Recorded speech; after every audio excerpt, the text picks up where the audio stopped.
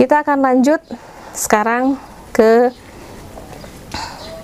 bab intinya, yaitu bagaimana gambaran umum dari sebuah proses konsolidasi.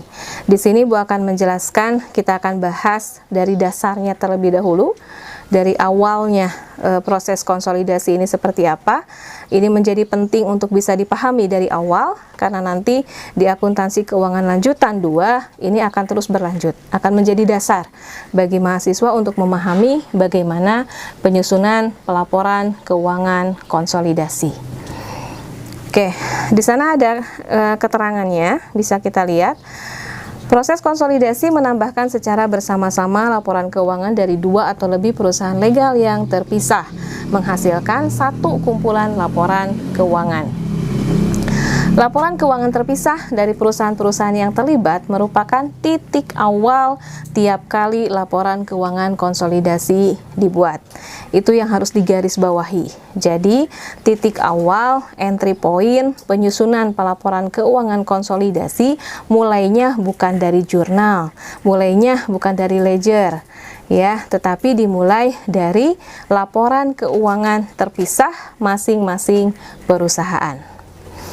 Laporan keuangan terpisah tersebut kemudian ditambahkan secara bersama-sama. Sederhananya, setelah ada beberapa penyesuaian, ada jurnal adjustment nantinya, dan juga ada jurnal eliminasi untuk menghasilkan laporan keuangan konsolidasi. Adjustment dan eliminasi ini, jurnal ini yang nanti akan kita bahas berikutnya. Penyesuaian dan eliminasi tersebut, dalam hal ini adalah jurnalnya, ya, yang nanti dicatat dalam bentuk jurnal. Ini terkait dengan transaksi dan kepemilikan antar perusahaan. Maksudnya apa? Kita lihat lebih jauh. Walaupun perusahaan individual dalam entitas konsolidasi dapat melaporkan penjualan dan piutang atau utang satu sama lain, entitas konsolidasi secara keseluruhan harus melaporkan hanya transaksi dengan pihak di luar entitas konsolidasi dan piutang dari atau utang kepada pihak eksternal.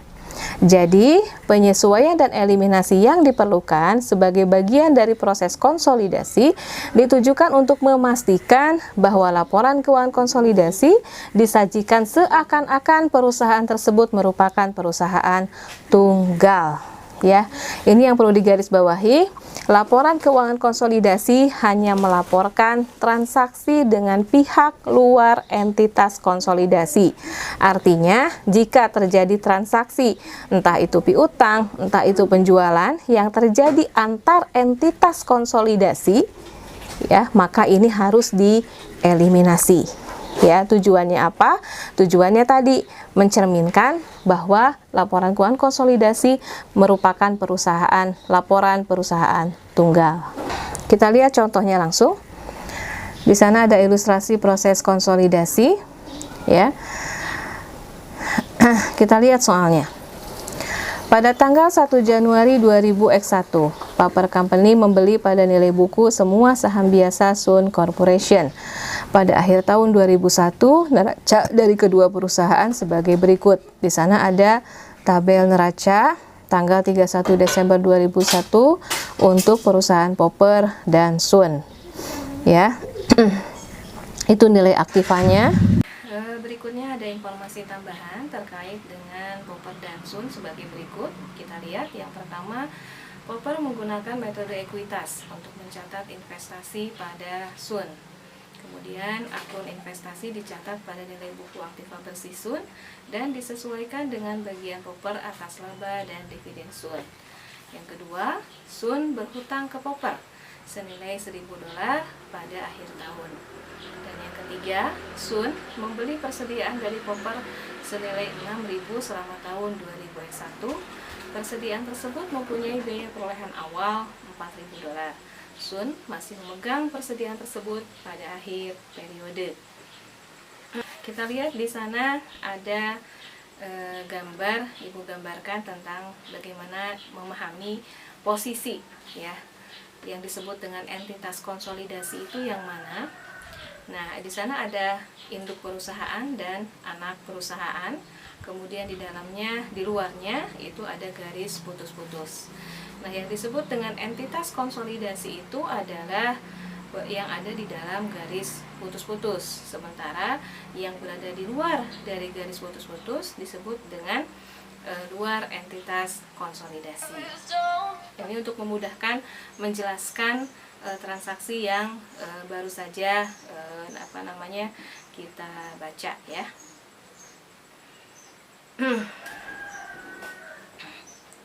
Nah, jika terjadi transaksi melintasi garis putus-putus, artinya melibatkan dari pihak luar entitas konsolidasi, maka transaksi inilah kemudian yang nantinya akan tercermin atau dicatat diakui dalam laporan keuangan konsolidasi. Sebaliknya, jika terjadi transaksi atau hubungan antar entitas konsolidasi, misal terjadi transaksi antara induk dengan anak perusahaan yang terjadi di dalam garis putus-putus, maka ini yang tidak memenuhi syarat untuk dimasukkan ke dalam laporan keuangan konsolidasi, dan nanti transaksi ini kemudian harus dieliminasi. Kita gambarkan di sini untuk transaksi yang pertama, yaitu transaksi kepemilikan antar perusahaan. Di sana digambarkan saham biasa Sun itu berada di dalam entitas konsolidasi karena anak perusahaan atau Sun ini merupakan bagian dari entitas konsolidasi. Maka saham biasa Sun digambarkan posisinya ada di dalam entitas konsolidasi. Berbeda halnya dengan saham biasa Popper. Saham biasa Popper ini digambarkan melintasi garis putus-putus. Artinya saham biasa Popper, yaitu sebagai induk perusahaan, ada di luar dari entitas konsolidasi. Kenapa digambarkan di luar saham biasa Popper ini? Karena saham biasa Popper ini atau sebagai induk perusahaan, saham induk perusahaanlah yang kemudian outstanding di luar Yang beredar di luar itu adalah saham dari induk perusahaan. Karena satu perusahaan tidak dapat melaporkan dalam laporan keuangannya investasi pada dirinya sendiri, maka saham biasa Sun dan investasi Popper dalam saham tersebut, transaksi ini maka kemudian harus dieliminasi. Karena tadi transaksinya terjadi di dalam entitas konsolidasi ketika Popper membeli saham biasa Sun. Maka transaksi ini harus dieliminasi karena terjadinya di dalam entitas konsolidasi. Mudah-mudahan bisa dipahami ya. Transaksi yang kedua, transaksi piutang dan utang antar perusahaan. Nah, kalau digambarkan karena terjadinya antar perusahaan maka kalau digambarkan di sana terjadinya di dalam garis putus-putus, yaitu dari induk perusahaan ke anak perusahaan terjadi transaksi utang piutang sebesar 1.000. Dan kita memahami transaksi ini sekali lagi terjadinya di dalam atau antar entitas konsolidasi, maka transaksi piutang antar perusahaan ini harus dieliminasi dalam kacamata konsolidasi. Transaksi yang ketiga, penjualan antar perusahaan. Kita perhatikan gambarnya di sana terjadi penjualan induk perusahaan kepada anak perusahaan, penjualannya sebesar $6.000, itu terjadi di dalam entitas konsolidasi. Sementara itu di sana ada nilai awal di mana harga pokok penjualannya itu diperoleh dari luar entitas konsolidasi sebesar 4.000. Kemudian dibeli oleh induk perusahaan dari luar seharga 4.000 dan kemudian dijual kepada anak perusahaan di dalam entitas konsolidasi sebesar 6.000. Itu gambaran transaksinya. Perusahaan tunggal tidak dapat mengakui laba dan menaikkan nilai persediaan tersebut ditransfer dari satu departemen atau divisi ke departemen atau divisi yang lain. Tadi beli dari luarnya induk perusahaan sebesar 4.000, yaitu harga pokok penjualannya, kemudian dijual ke dalam entitas konsolidasi ke Sun sebesar 4.000, berarti ada selisih lebih atau laba di situ, laba yang belum terrealisasi atau laba ditahan sebesar 2.000. Nah, laba ini terjadinya yang berlaku untuk penjualan antar perusahaan dalam entitas konsolidasi, maka laba sebesar 2.000 yang diakui dari penjualan antar perusahaan dan termasuk dalam laba ditahan antar perusahaan tidak boleh dimasukkan ke dalam jumlah di neraca konsolidasi. Karena apa? Karena transaksinya, labanya itu muncul ya ketika transaksi itu terjadi dalam entitas konsolidasi. Setelah kita memahami tadi posisinya ya, apakah di dalam atau di luar entitas konsolidasi, kenapa kemudian harus dieliminasi transaksi tersebut gitu ya. Kita langsung buatkan kertas kerja konsolidasi. Seperti dari awal sudah dijelaskan, tidak ada pembukuan di dalam penyusunan pelaporan keuangan konsolidasi. Titik awal penyusunan pelaporan keuangan konsolidasi hanyalah laporan keuangan terpisah dari masing-masing perusahaan.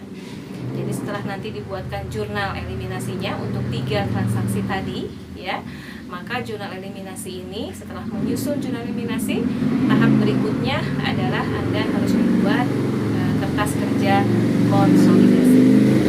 Kertas kerja konsolidasi ini kita bisa lihat di sana. Pertama, dilihat dulu dari ininya ya, namanya ya, kopnya. Perhatikan nama perusahaannya. Nama perusahaannya adalah Popper Company dan anak perusahaan. Ya, beda ya, namanya bukan lagi Popper Company ataupun Sun Company, tetapi sudah merupakan gabungan. Popper Company dan anak perusahaan, diberi nama laporannya adalah kertas kerja konsolidasi. Kemudian periodenya 31 Desember 2001. Ini adalah neraca ya, neraca dari Popper dan Sun yang merupakan titik awal penyusunan pelaporan keuangan konsolidasi ya. Nah, 3 transaksi yang tadi yang kita sudah buatkan jurnalnya, yang sudah dijelaskan tadi posisinya ya, seperti apa yang harus dieliminasi, ini dimasukkan ke dalam kolom eliminasi ya. Yang pertama, yang A, itu adalah untuk transaksi utang piutang antar Popper dan Sun ya. Kita perhatikan dulu yang A. A itu ada 1.000 di situ ya. Piutang bersih kredit 1.000.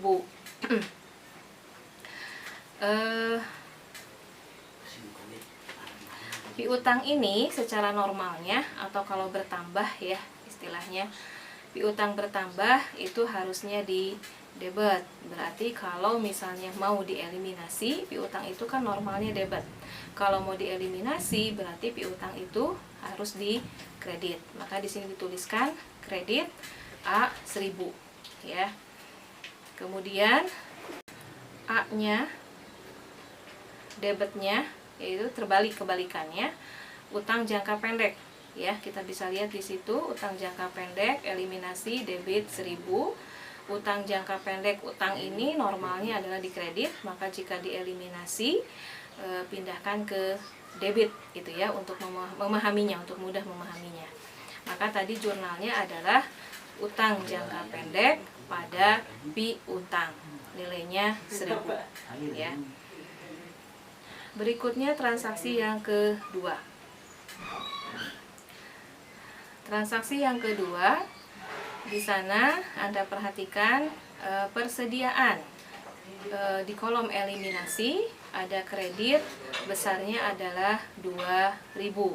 Kita tahu persediaan atau inventory ini normalnya adalah di debit. Ketika dieliminasi, maka kemudian di jurnalnya di kredit. Persediaan nilainya 2.000. Untuk debitnya ya, perhatikan di sana ya, ada laba ditahan, kolom eliminasi debit 2.000. Tadi nilai persediaan, nilai laba yang belum terrealisasi ataupun laba yang ditahan diambilnya, nilainya 2.000, selisih dari 6.000 dikurangi dengan 4.000, dan ini yang harus dieliminasi ya. Jadi jurnal yang kedua, jurnal eliminasi yang kedua, yaitu terjadi transaksi penjualan antar entitas konsolidasi, debitnya itu adalah laba ditahan sebesar 2.000, kemudian pada kreditnya adalah persediaan sebesar 2.000. Dan untuk transaksi yang ketiga, yaitu transaksi investasi, ini juga harus dieliminasi. Perhatikan di sana investasi pada di aktiva. Di aktivanya itu ada tadi investasi pada saham Sun. Perhatikan di sana di aktiva paling bawah ada investasi pada saham Sun. Di kolom eliminasi nilai kredit itu posisi kredit sebesar 300.000. Kita juga paham di sini investasi ini normalnya adalah di debit. Ketika dieliminasi berarti pindahkan ke kredit ya sebesar 300.000 nilainya.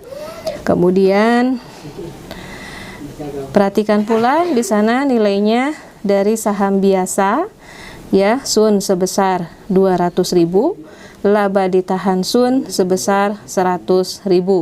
Jadi yang dieliminasi adalah kepemilikan dari Sun, yaitu ada dua, saham biasa dan laba ditahan. Saham biasa Sun itu ada 200.000 dilihat di neraca, kemudian laba ditahan Sun sebesar 100.000.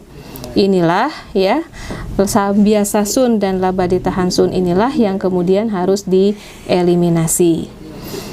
Mengeliminasinya bagaimana? Tadi kita paham ini adalah pasipa, saham biasa laba ditahan, normalnya adalah di kredit, maka kalau mau dieliminasi pindahkan ke debit ya sehingga kemudian nol hasilnya ya. Maka tadi situ ada saham biasa debit 200.000 yang C, dan C yang keduanya ada 100.000 pada laba ditahan. Setelah memasukkan itu tadi ada 3 transaksi ataupun 3 jurnal eliminasi ya dimasukkan ke dalam kolom eliminasi. Selesai menyelesaikan kolom eliminasi, berikutnya yang kita kerjakan, yang kita buat, yang kita susun dan kita hitung adalah kolom terakhir, yaitu kolom konsolidasi. Kolom konsolidasi ini cara mengisinya bagaimana? Tinggal menambahkan saja ya akun-akun yang ada. Misalnya di sini kas Popper 5.000, kas Sun 3.000. Jumlahkan, maka konsolidasi menjadi 8.000. Piutang bersih Popper 84.000, Sun 30.000, kredit 1.000. Maka 84.000 ditambah dengan yang 30.000 dikurangi kredit 1.000 jadi 113.000.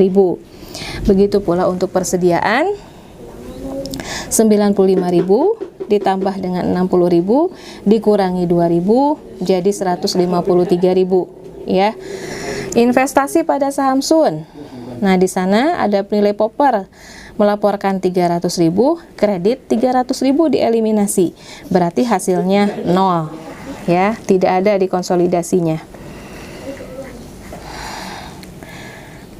Begitu pula dengan utang jangka pendek. Ya, Popper 60.000 ditambah Sun 8.000 dikurangi 1.000. 68 dikurangi 1.000 jadi 67.000 ya. Yang lain sama, misal saham biasa 500 ditambah 200 dikurangi 200 jadi 500. Kemudian laba ditahannya 124 ditambah 100 dikurangi 100 dikurangi lagi 2.000. Jadi nilai konsolidasi untuk laba ditahan sebesar 122.000 ya. Kolom konsolidasi di sana Ibu di bahan PowerPoint-nya sudah ada penjelasannya ya. Nah, Anda tinggal lihat saja caranya ya, menambahkannya mudah sebetulnya. Dan terakhir, setelah kita mengisi kolom konsolidasi, maka pindahkan ya kolom konsolidasi tadi, hasil perhitungan di kolom konsolidasi, pindahkan ke dalam laporan keuangan. Ya, lihat di sini, nama perusahaannya berubah menjadi perusahaan Popper. Kenapa? Karena perusahaan induk itu mencerminkan laporan keuangan konsolidasi. Kemudian nama laporan keuangannya menjadi neraca konsolidasi, artinya sudah menjadi neraca gabungan antara induk dan anak perusahaan, tanggalnya 31 Desember 2000 X1. Jadi tadi yang A, B, C, D, E di sini ini adalah hasil tadi perhitungan konsolidasi dari kolom konsolidasi, ya. Baik untuk aktiva maupun untuk pasiva dijumlahkan sudah balance dengan jumlah 939.000. Baik, demikian yang bisa Ibu sampaikan, Ibu jelaskan tentang bagaimana ilustrasi proses konsolidasinya.